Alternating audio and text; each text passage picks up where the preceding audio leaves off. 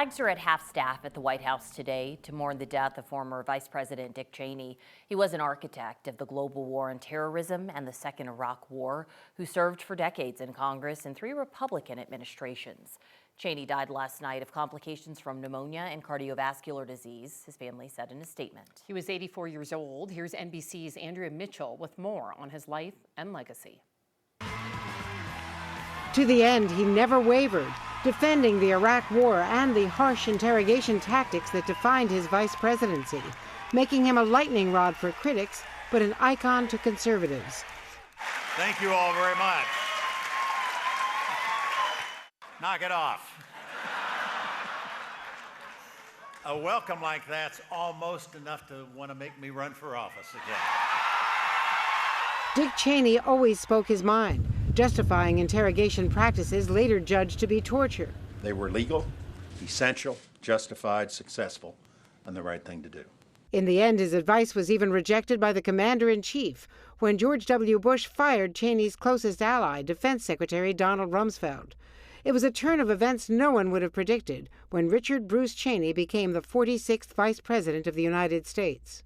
So help me God. He had already served as the youngest White House Chief of Staff under Gerald Ford, a powerful congressman from Wyoming, and Secretary of Defense under the first President Bush. Born in Nebraska, Cheney's family moved to Casper, Wyoming when he was a boy. He won a scholarship to Yale but quit, finally graduating from the University of Wyoming and marrying his high school sweetheart, Lynn, a leading conservative author and commentator. The man I married has a very interesting mind. Problems get redefined, and you find yourself thinking about things in new ways. The Cheneys had 2 daughters, Mary, mother of 2, whose same-sex marriage was strongly supported by her parents well before the Supreme Court weighed in, and Liz, mother of 5 and her father's political heir, elected to Congress from Wyoming just like he was, but incurring the wrath of Donald Trump for standing up against the former president and investigating the January 6th insurrection. In 1989, as the first President Bush's Secretary of Defense, Dick Cheney became known as the cool-handed leader of the first Gulf War against Saddam Hussein. 3 o'clock Thursday morning in the Gulf, the armed forces of the United States began an operation at the direction of the president. During the Clinton years, Cheney made millions as CEO of Halliburton, the Dallas-based oil equipment company, until George W. Bush asked him to lead the search for a running mate in 2000, and Cheney ended up taking the job himself. He quickly became the most visible take-charge vice president in memory, briefing the press, briefing Congress, briefing the president. The main reason I'm there is to serve him. He needs people around him who care only about his success, who are prepared to give him honest advice and never sugarcoat it. He helped shape a cabinet some said looked more like Cheney's than Bush's, in a White House that for a while appeared to be a co-presidency. Cheney was the prime mover behind the theory, later proven wrong, that Saddam Hussein had weapons of mass destruction. We know he's been absolutely devoted to trying to acquire nuclear weapons, and we believe he has, in fact, reconstituted nuclear weapons.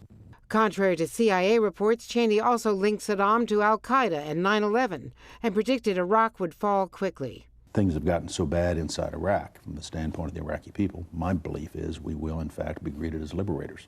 When the violence escalated into civil war, Cheney was blamed. There were political setbacks, an embarrassing quail hunting accident when he shot and wounded a companion. More seriously, the conviction of his closest aide, Scooter Libby, for lying to a grand jury about the outing of a CIA operative.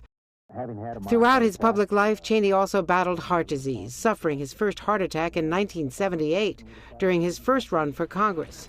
Just days after being elected vice president, he underwent a procedure to open a clogged artery, and soon after, a pacemaker. Once out of office, Cheney underwent a successful heart transplant. Still, to the end, he stuck to his deeply conservative roots, making him one of the most powerful and controversial vice presidents in recent American history. Andrea Mitchell, NBC News, Washington.